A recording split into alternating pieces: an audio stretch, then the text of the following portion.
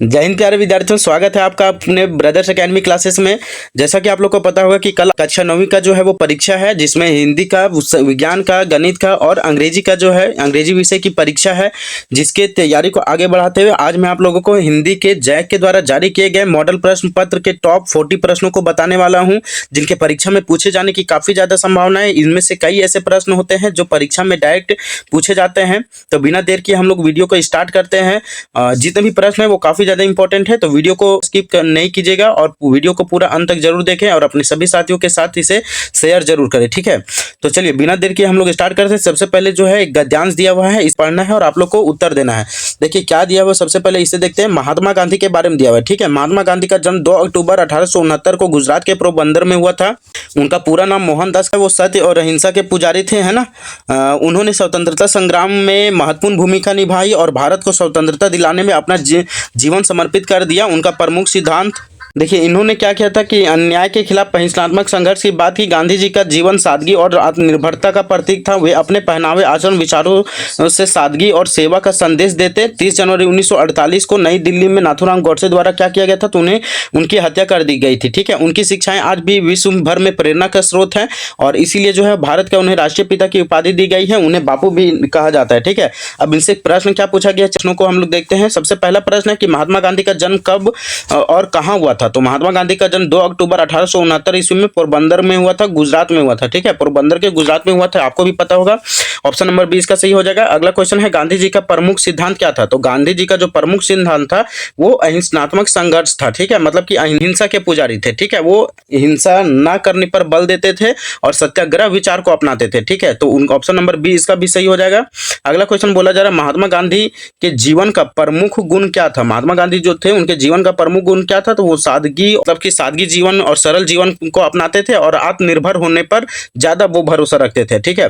तो option number 20 का भी सही हो जाएगा। अगला क्वेश्चन बोला जा रहा है कि महात्मा गांधी को सत्य और अहिंसा का पुजारी क्यों कहा जाता है। तो महात्मा गांधी को सत्य और अहिंसा का पुजारी क्यों कहा जाता है, देखिए ऑप्शन क्या बोला जा रहा है, क्योंकि वे हमेशा सच बोलते थे। ये गलत हो जाएगा, क्योंकि उन्होंने हिंसा का विरोध और सत्य का प्रचार किया। हाँ ये सही है, ठीक है। आगे भी देख लेते हैं, क्योंकि उन्होंने अपनी आत्मकथा लिखी, बिल्कुल गलत, क्योंकि वे भारत के पहले प्रधानमंत्री, ये तो बिल्कुल गलत है। तो ऑप्शन नंबर 20 का क्या हो जाएगा, सही हो जाएगा कि उन्होंने जो है हिंसा का विरोध और सत्य का प्रचार किया, ठीक है। इसलिए उन्हें जो है वो हिंसा का पुजारी कहा जाता है, ठीक। अगला क्वेश्चन है हमारा, यहाँ पे क्या बोला जा रहा है कि एक पद्यांश दिया हुआ है, मतलब कि कविता का कुछ भाग दिया हुआ है, कुछ लाइन दिया हुआ है, इसे पढ़ना है, आपको उत्तर देना है। क्योंकि संगीत है वन का हरियाला रंग, यहाँ धरा का हर कोना भरता है मन में उमंग, ऊपर जंगल नदियां फूल, सब में छिपी कहानी, आदिवासियों की धरोहर संस्कृति है अनमोल निशानी, ठीक है। अगला है माटी में जो गंध है मेहनत की पहचान, झारखंड की भूमि से जुड़ा हर इंसान, यहाँ त्योहार की छटा दिलों को खींच लाए, सरहुल करम और सोहराय में खुशियां बरसाए। मतलब कि ये झारखंड के बारे में दिया हुआ है, ठीक है। झारखंड राज्य के से कविता जुड़ी हुई है। अब देखिए यहाँ पे क्वेश्चन इससे क्या बोला जा रहा है वो समझिएगा कि झारखंड की संस्कृति का प्रमुख आधार क्या है। जो झारखंड की संस्कृति है उसका प्रमुख आधार जो है वो क्या है, तो ऑप्शन नंबर 20 का सही हो जाएगा, आदिवासियों की धरोहर हो जाएगा, है ना। क्या हो जाएगा, आदिवासियों की धरोहर। क्वेश्चन क्या बोला जा रहा है कि झारखंड की भूमि की गंध किससे जुड़ी है। जो झारखंड की भूमि है उसका गंध जो है वो किससे जुड़ी हुई है, मेहनत से, बारिश से, फूलों से, त्योहारों से। तो इसका जो झारखंड की भूमि का गंध जो है वो मेहनत से जुड़ी हुई है ना। किससे जुड़ी हुई, मेहनत से। नंबर 1 इसका सही हो जाएगा, ठीक है। झारखंड की प्रकृति में किसकी कहानी छिपी है, तकनीक की, बिल्कुल गलत, पर्वत जंगल और नदियों की, वन्य जीवों की, केवल नदियों की। तो इसका ऑप्शन नंबर सी सही हो जाएगा, पर्वत जंगल और नदियों की, ठीक है। केवल वन्य जीवों की नहीं है, केवल नदियों की भी नहीं है, तो पर्वत जंगल और नदियों की छिपी हुई है, ठीक है। ये ऑप्शन नंबर सी इसका सही हो जाएगा। अगला क्वेश्चन है गद्यांश में झारखंड के कौन कौन से त्योहार का वर्णन किया गया है। तो झारखंड के कौन कौन, दिवाली होली नहीं किया गया है, सरहुल करम और सोहराय के वर्णन किया गया है ना। कौन सा त्योहार, तो सरहुल करम और सोहराय। अगला क्वेश्चन यहाँ से देखिए, आपका जो है व्याकरण जो है वो शुरू हो जाता है। व्याकरण में बोला जा रहा है निम्नलिखित में से कौन सा शब्द पुल्लिंग है, ठीक है। पुल्लिंग और स्त्रीलिंग से यहाँ क्वेश्चन दिया गया है। देखिए ऑप्शन नंबर ए देवी गलत होगा, छात्रा भी गलत होगा, बालिका भी गलत, ये क्योंकि ये तीनों जो है वो स्त्रीलिंग है। तो ऑप्शन नंबर डी इसका सही हो जाएगा, राजा। राजा क्या है, तो पुल्लिंग है, ठीक है। सूर्यास्त में अस्त के पहले जोड़ा गया सूर्य क्या है। तो अस्त जो है वो क्या बाद में जुड़ा हुआ है, तो अस्त जब बाद में जुड़ा हुआ है तो बाद में जुड़ने वाले शब्द क्या कहलाते हैं, प्रत्यय कहलाते हैं, ठीक है। तो यहाँ पे बोला गया कि सूर्य क्या कहलाएगा, तो सूर्य में जोड़ा गया है, तो जिसमें जुड़ा गया है उसको बोलते हैं हम लोग मूल शब्द, है ना। क्या बोलते हैं, मूल शब्द।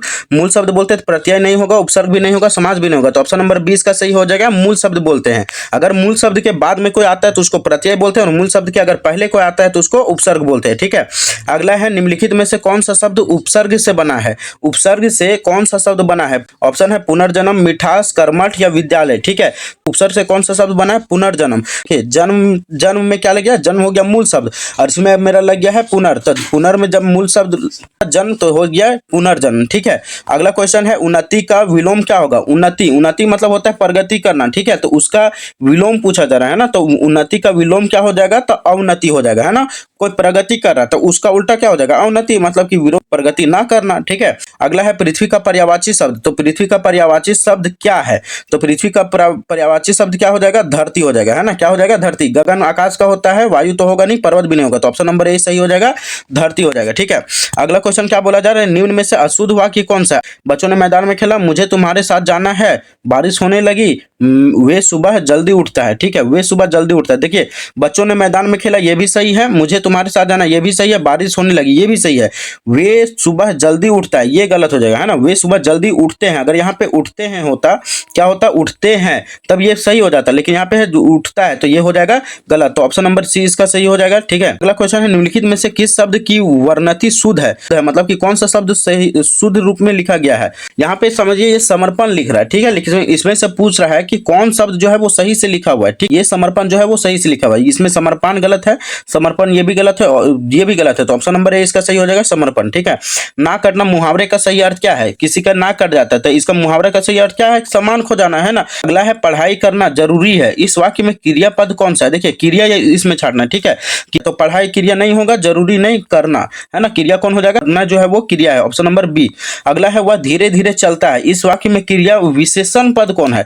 तो धीरे धीरे, है ना, चल रहा है, लेकिन क्रिया की विशेषता, वो चलता है लेकिन कैसे चलता है? धीरे धीरे, तो क्रिया विशेषण कौन हो जाएगा? ऑप्शन नंबर बी इसका सही हो जाएगा। ठीक है, अगला क्वेश्चन क्या बोला जा रहा है कि वह स्कूल जाता है और किताबें पढ़ता है, वाक्य का प्रकार बताइए। देखिए, और आ गया। ठीक है, तो जिस शब्द में और अथवा से जुड़ा होता है तो उसे कौन सा शब्द बोलते हैं? मिश्र वाक्य बोलते हैं। ठीक है, कौन सा वाक्य बोलते हैं? मिश्र वाक्य बोलते हैं, दो शब्द से मिलकर के बना हुआ है। ठीक है, और इसमें बीच में और आ रहा है। ठीक है, तो ऑप्शन नंबर बी सही हो जाएगा, मिश्र वाक्य। अगला है दांत खट्टे करने का अर्थ क्या होता है? दांत खट्टे कर लेना, इसका अर्थ क्या होता है? तो इसका अर्थ होता है पराजित करना। ठीक है, मैंने तुम्हारा दांत खट्टा कर दिया, मतलब क्या हो गया कि मैंने तुम्हें पराजित कर दिया, तो ऑप्शन नंबर सी इसका सही हो जाएगा। ठीक है, देखिए यहाँ पे क्या बोला जा रहा है, ध्यान को ध्यानपूर्वक पढ़ना और उसका उत्तर देना। ठीक है, धीरे धीरे सब कुछ बदल रहा है, एक नई जीवन शैली अपना वर्चस्व स्थापित कर रही है, उसके साथ आ रहा है एक नया जीवन दर्शन, उपभोक्तावाद का दर्शन है, उपभोक्ता बढ़ाने पर जोर है चारों ओर, उत्पादन आपके लिए है, आपके भोग के लिए है, आपके सुख के लिए है, सुख की व्याख्या बदल गई है, उपभोग भोग ही सुख है, एक सूक्ष्म बदलाव आया है नई स्थिति में, उत्पाद तो आपके लिए है, पर आप यह भूल जाते हैं कि आपके जाने अनजाने में आज का माहौल, आपका चरित्र भी बदल रहा है और आप उत्पाद को समर्पित होते जा रहे हैं। ठीक है, तो ये समझिए उपभोक्तावाद की संस्कृति से लिया गया है। ठीक है, अब यहीं से देखिए क्वेश्चन क्या बोला जा रहा है वो देखिए, प्रस्तुत गद्यांश किस पाठ से लिया गया? जो प्रस्तुत गद्यांश दिया हुआ था वो किस पाठ से लिया गया? तो उपभोक्तावाद की संस्कृति, है ना। ऑप्शन नंबर ए इसका सही हो जाएगा, उपभोक्तावाद की संस्कृति से लिया गया। ठीक है, धीरे धीरे सब कुछ बदल रहा है, इस वाक्य में धीरे धीरे क्या है? तो देखिए ऊपर में भी हम बताए थे कि बदलना है मेरा क्रिया, और क्रिया की विशेषता बतला रहा है, तो यहाँ पे क्या हो जाएगा? क्रिया विशेषण। ठीक है, अगला है गद्यांश के अनुसार वर्तमान जीवन शैली किस पर आधारित है? तो वर्तमान जो जीवन शैली है वो उपभोक्तावाद पर आधारित है। ठीक है, किस पर आधारित है? उपभोक्तावाद पर, ऑप्शन नंबर 20 का सही होगा। अगला क्वेश्चन क्या बोला जा रहा है कि गद्यांश में उत्पादन बढ़ाने पर जोर क्यों दिया जा रहा है?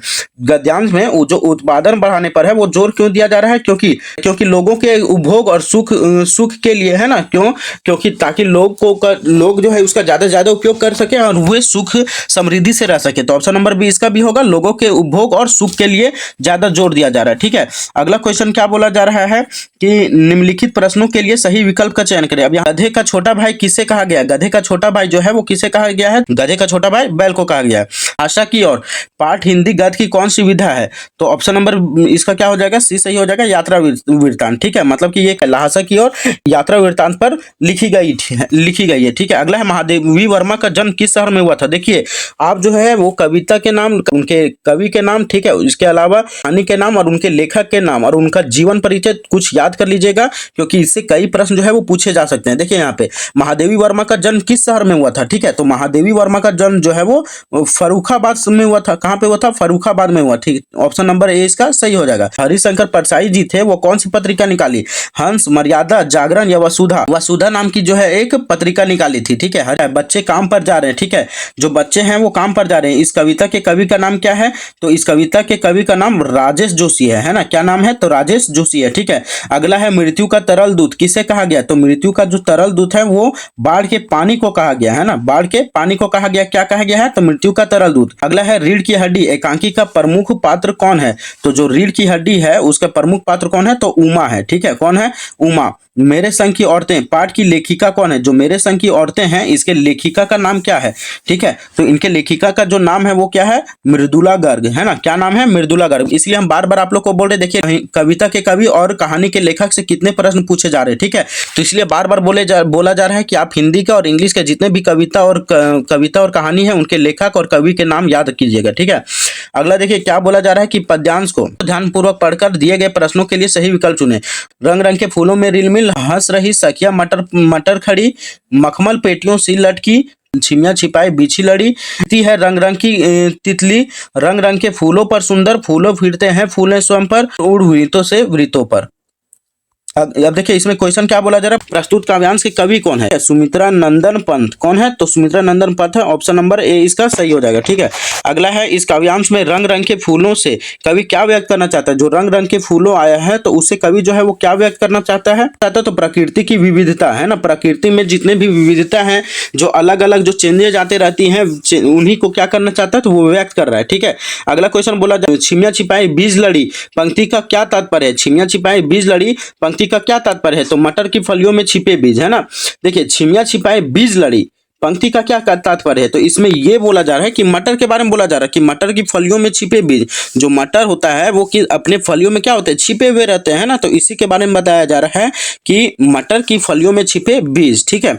अगला है प्रस्तुत काव्यांश किस कविता से लिया गया? जो प्रस्तुत काव्यांश है वो किस कविता से लिया गया है? तो ये जो है वो ग्राम श्री से लिया गया है ना। कहां से लिया गया है? ग्राम श्री से लिया गया। ऑप्शन नंबर ए इसका सही हो जाएगा। निम्नलिखित प्रश्नों के लिए सही विकल्प का चयन कीजिए।